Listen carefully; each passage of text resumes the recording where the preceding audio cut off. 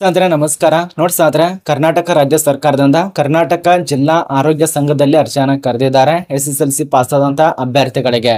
ಇಲ್ಲಿ ಭರ್ಜರಿ good news ಏನಂದ್ರೆ, ಇಲ್ಲಿ ಯಾವುದೇ ರೀತಿಯಾಗಿ ಪರೀಕ್ಷೆ ಇರೋದಲ್ಲ. ನೀವೇನು ಅಂಕಗಳನ್ನ ಗಳಿಸಿರ್ತಾರಲ್ಲ SSLC ಅಲ್ಲಿ, ಸೆಕೆಂಡ್ PUC ಅಲ್ಲಿ ಅಥವಾ ಡಿಗ್ರಿನಲ್ಲಿ ಅಥವಾ ನರ್ಸಿಂಗ್ ನಲ್ಲಿ ಅಥವಾ ಯಾವ್ದಾವ್ದು ಡಿಗ್ರಿನಲ್ಲಿ ಗಳಿಸಿರ್ತಾರಲ್ಲ, ಆ ಒಂದು ಅಂಕದ ಮೇಲೆ ಅರ್ಹತೆ ಪಟ್ಟಿಯನ್ನ ತಯಾರು ಮಾಡ್ಕೊಂಡು ಆಯ್ಕೆ ಮಾಡ್ತಾರೆ. ಇದ್ರ ಬಗ್ಗೆನೇ ತಿಳಿಸ್ಕೊಡ್ತಾ ಇರೋದು. ಮತ್ತೆ ಇನ್ನೊಂದು ಬ್ಯಾಡ್ ನ್ಯೂಸ್ ಏನಪ್ಪಾ ಅಂದ್ರೆ, ಇದು ಪೋಸ್ಟ್ ಇದಾವಲ್ಲ, ಇದು ಗುತ್ತಿಗೆ ಆಧಾರದ ಮೇಲೆ ಅರ್ಜಿ ಕರೆದಿದ್ದಾರೆ. ಇಲ್ಲಿ ಕಾಣಿಸ್ತಾ ಇರಬಹುದು, ನಿಮ್ ಮುಂದೆನೆ ತೋರಿಸ್ತಾ ಇದ್ದೇನೆ. ಗುತ್ತಿಗೆ ಆಧಾರದ ಮೇಲೆ ಅರ್ಜಿಯನ್ನ ಕರೆದಿದ್ದಾರೆ.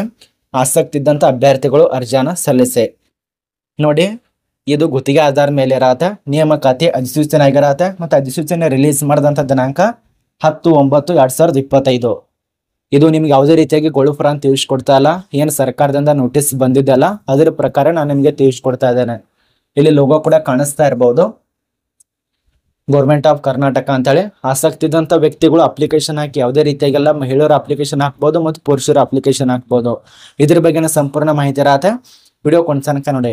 ಮತ್ತೆ ಈ ಒಂದು ಪ್ರಶಾಂತ್ ಅಕಾಡೆಮಿ ಚಾನಲ್ ಅನ್ನು ಯಾರು ಸಬ್ಸ್ಕ್ರೈಬ್ ಮಾಡಿಲ್ಲ, ಉಚಿತವಾಗಿರತ್ತೆ, ಸಬ್ಸ್ಕ್ರೈಬ್ ಮಾಡ್ಕೊಳ್ಳಿ. ಮತ್ತೆ ಇನ್ನೊಂದು ಫೇಸ್ಬುಕ್ ನಲ್ಲಿ ಇದಕ್ಕೆ ಸಂಬಂಧಪಟ್ಟಂತೆ ಇನ್ನೂ ಅನೇಕವಾಗಿರುವಂತ ಮಾಹಿತಿಯನ್ನು ಅಪ್ಲೋಡ್ ಮಾಡ್ತಾ ಇರ್ತೇವೆ. ಫೇಸ್ಬುಕ್ ನಲ್ಲಿ ಇನ್ನೂ ಯಾರು ಫಾಲೋ ಮಾಡ್ಕೊಂಡಿಲ್ಲ, ಅಲ್ಲಿ ಹೋಗಿ ಡೈರೆಕ್ಟ್ ಆಗಿ ತೆಳಗಡೆ ಡಿಸ್ಕ್ರಿಪ್ಷನ್ ಬಾಕ್ಸ್ ಲಿಂಕ್ ಇರತ್ತೆ, ಜಾಯ್ನ್ ಆಗಿ. ನೋಡಿ ಸಾಂದ್ರೆ, ತುಂಬಾ ಜನ ಕೇಳ್ತಾ ಇರ್ತಾರ, ನಿಂಗೆ ಕನ್ನಡನೇ ಮಾತಾಡಕ್ ಬರಲ್ಲ ಅಂತ ಹೇಳಿ. ನೋಡಿ, ಕೆಲವು ಜನ ಕಮೆಂಟ್ ಮಾಡ್ತಾ ಇರ್ತಾರ, ಕರ್ನಾಟಕ ರಾಜ್ಯದಲ್ಲಿ ಕರ್ನಾಟಕ ಶಾಲೆಗಳಿಗೆ ನಿಮ್ಮ ಒಂದು ಮಕ್ಕಳನ್ನ ಸೇರಿಸಿ ಮೊದಲಿಗೆ, ಅದ ನಂತರ ನನಗೆ ಇಂಗ್ಲಿಷ್ ಮಾತಾಡಿ ಕನ್ನಡ ಮಾತಾಡಂತ ಆಮೇಲೆ ಹೇಳಿ. ಮೊದಲಿಗೆ ಕರ್ನಾಟಕದಲ್ಲಿದ್ದು ಕನ್ನಡದಲ್ಲಿ ಹುಟ್ಟಿ ಕರ್ನಾಟಕ ಅನ್ನ ತಿಂದು ಕರ್ನಾಟಕ ನೀರು ಕೊಡೋದು.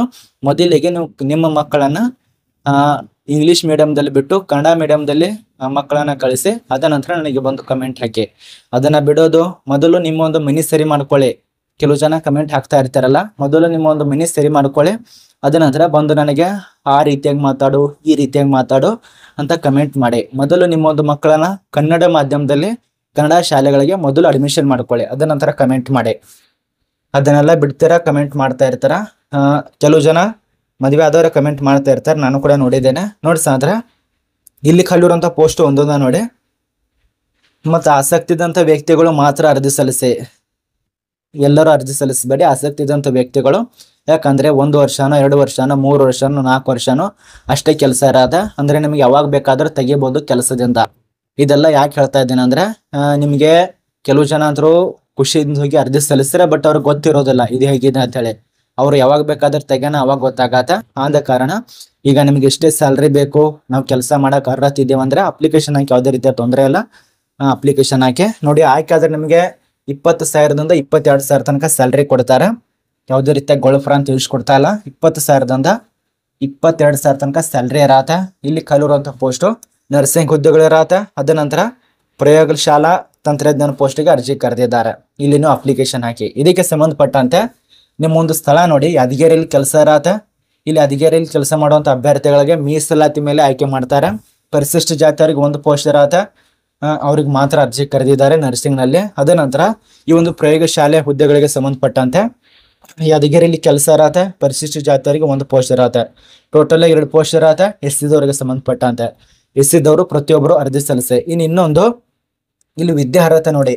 ಈ ಮೊದಲನೇ ಪೋಸ್ಟ್ಗೆ ನರ್ಸಿಂಗ್ ಹುದ್ದೆಗಳಿಗೆ GNM ನರ್ಸಿಂಗ್ ಕಂಪ್ಲೀಟ್ ಮಾಡಿದವರು ಅಥವಾ BSc ಕಂಪ್ಲೀಟ್ ಮಾಡಿದವರು ಅಪ್ಲಿಕೇಶನ್ ಹಾಕಿ. 2ನೇ ಪೋಸ್ಟ್ ಪ್ರಯೋಗಶಾಲೆ ತಂತ್ರಜ್ಞಾನ ಹುದ್ದೆಗಳಿಗೆ SSLC ಕಂಪ್ಲೀಟ್ ಮಾಡಿದವರು, ಸೆಕೆಂಡ್ PUC, ಅದ ನಂತರ ಡಿಗ್ರಿ ಕಂಪ್ಲೀಟ್ ಮಾಡಿದವರು, ಡಿಪ್ಲೊಮಾ ಪಾಸ್ ಆದವರು, ಅದೆಲ್ಲ ಪಾಸ್ ಆದಂಥ ವ್ಯಕ್ತಿಗಳು ಅರ್ಜಿ ಸಲ್ಲಿಸೋದಕ್ಕೆ ಅವಕಾಶ ಕೊಟ್ಟಿದ್ದಾರೆ. ಮತ್ತೆ ಇವುಗಳಿಗೆ ಸಂಬಂಧಪಟ್ಟಂತೆ ಎಷ್ಟು ನಿಮಗೆ ಸ್ಯಾಲ್ರಿ ಕೊಡ್ತಾರೆ ಅದ ನೋಡಿ. ನೀವೇನಾದ್ರೂ ಈ ಒಂದು ನರ್ಸಿಂಗ್ ಹುದ್ದೆಗಳಿಗೆ ಅರ್ಜಿ ಸಲ್ಲಿಸಿದ್ರೆ ನಿಮಗೆ 22,000 ತನಕ ಸ್ಯಾಲ್ರಿ ಆಗಿರತ್ತೆ ಪರ್ ಮಂತ್ ಆಗಿ. ಅಥವಾ ಪ್ರಯೋಗಶಾಲಾ ತಂತ್ರಜ್ಞಾನ ಅಧಿಕಾರಿ ಹುದ್ದೆಗಳಿಗೆ ಅರ್ಜಿ ಸಲ್ಲಿಸಿದ್ರೆ 20,000 ತನಕ ನಿಮಗೆ ಸ್ಯಾಲ್ರಿ ಕೊಡ್ತಾರೆ. ಇದು ನಿಮಗೆ ಸಂಪೂರ್ಣ ಮಾಹಿತಿ ಅರ್ಥ ಆಗಿದೆ ಅಂತ ಅನ್ಕೋತೀವಿ. ಮತ್ತೆ ಅರ್ಜಿ ಸಲ್ಲಿಸೋದು ಹೇಗಂದ್ರೆ, ಇಲ್ಲಿ ತೆಳಗಡೆ ಡಿಸ್ಕ್ರಿಪ್ಷನ್ ಬಾಕ್ಸ್ನಲ್ಲಿ ನಿಮಗೆ ಲಿಂಕ್ ಸಿಗತ್ತೆ. ಆ ಒಂದು ಲಿಂಕ್ ಮೂಲಕವಾಗಿ ಅರ್ಜಿ ಸಲ್ಲಿಸಿ.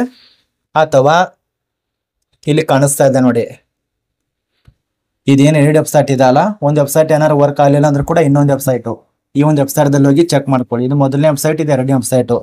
ಒಂದರಲ್ಲಿ ಸರ್ವರ್ ಬಿಜಿ ಬತ್ತಂದ್ರೆ ಇನ್ನೊಂದರಲ್ಲಿ ಚೆಕ್ ಮಾಡ್ಕೋಬಹುದು.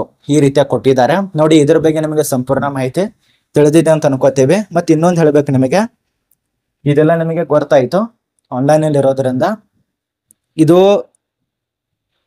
ಆಸಕ್ತಿ ಇದ್ದಂತ ಅಭ್ಯರ್ಥಿಗಳು ಕೊನೆಯ ದಿನಾಂಕ ನೋಡಿ ಅರ್ಜಿ ಸಲ್ಲಿಸೋದಕ್ಕೆ 19 ಸೆಪ್ಟೆಂಬರ್ 2025 ಈ ಒಂದು ದಿನಾಂಕ ಒಳಗಾಗಿ ನೀವು ಆನ್ಲೈನಲ್ಲಿ ಅರ್ಜಿ ಸಲ್ಲಿಸಬೇಕಾಗತ್ತೆ. ಮತ್ತು ಯಾವುದೇ ರೀತಿಯಾಗಿ ಪರೀಕ್ಷೆ ಇರೋದಿಲ್ಲ, ಅರ್ಜಿ ಶುಲ್ಕ ಅಂತ ಇರೋದಿಲ್ಲ. ಮತ್ತು ವಯೋಮಿತಿ ಇದು ತುಂಬಾ ಮುಖ್ಯ. ಇಲ್ಲಿ ಕನಿಷ್ಠ ಇಷ್ಟೇ ವರ್ಷ ಅಷ್ಟೇ ವರ್ಷ ಅಂತ ಯಾವುದೇ ರೀತಿಯಾಗಿ ಕೊಟ್ಟಿಲ್ಲ. 45 ವರ್ಷ ತನಕ ಅವಕಾಶ ಇರತ್ತೆ ಗರಿಷ್ಠ ಅಪ್ಲಿಕೇಶನ್ ಹಾಕಿ. ಇಲ್ಲಿ ಎಷ್ಟು ಎರಡು ಟೋಟಲ್ ಇರತ್ತೆ ಪೋಸ್ಟ್ ಆಯ್ಕೆ ಆದ್ರೆ ಯಾದಗಿರಿದಲ್ಲಿ ಕೆಲಸ ಇರತ್ತೆ. ಯಾದಗಿರಿ ಅಭ್ಯರ್ಥಿಗಳಿಗೆ ಮಾತ್ರ ಅವಕಾಶ ಇರತ್ತೆ. ಇದು ತುಂಬಾ ಜನ ಕೇಳಬಹುದು, ಸರ್ ಆಲ್ ಕರ್ನಾಟಕದಲ್ಲಿ ಇದೆಯಾ ಅಂತ.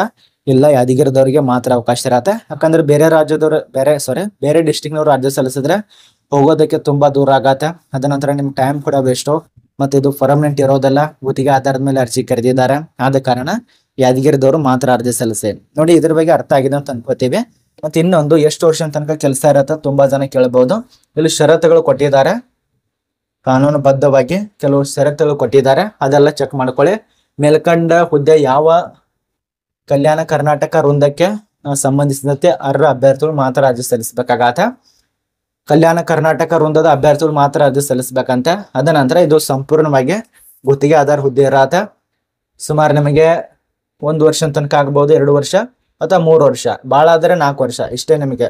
ಅದಕ್ಕಿಂತ ಕಡಿಮೆ ಇರತ್ತೆ, ಆದ್ರೆ ಜಾಸ್ತಿ ಅಂತ ಇರೋದಲ್ಲ. ಈ ರೀತಿಯಾಗಿ ಕರೆದಿದ್ದಾರೆ. ಆಸಕ್ತಿ ಇದ್ದಂಥ ವ್ಯಕ್ತಿಗಳು ಅಪ್ಲಿಕೇಶನ್ ಹಾಕಿ. ಮತ್ತೆ ನೋಟಿಸ್ ನಮ್ಮೊಂದು ಟೆಲಿಗ್ರಾಮ್ ಗ್ರೂಪ್ ಸಿಗತ್ತೆ, ಡೌನ್ಲೋಡ್ ಮಾಡ್ಕೊಳ್ಳಿ. ಮತ್ತೆ ಯಾರು ಇನ್ನೂ ತನ ಫೇಸ್ಬುಕ್ ಪೇಜ್ಗೆ ಜಾಯ್ನ್ ಆಗಿಲ್ಲಲ್ಲ, ಅಲ್ಲಿ ಕೂಡ ಜಾಯ್ನ್ ಮಾಡಿ ದಿನನಿತ್ಯವಾಗಿ ಅಪ್ಡೇಟ್ ಕೊಡ್ತಾನೆ ಇರ್ತಾರೆ.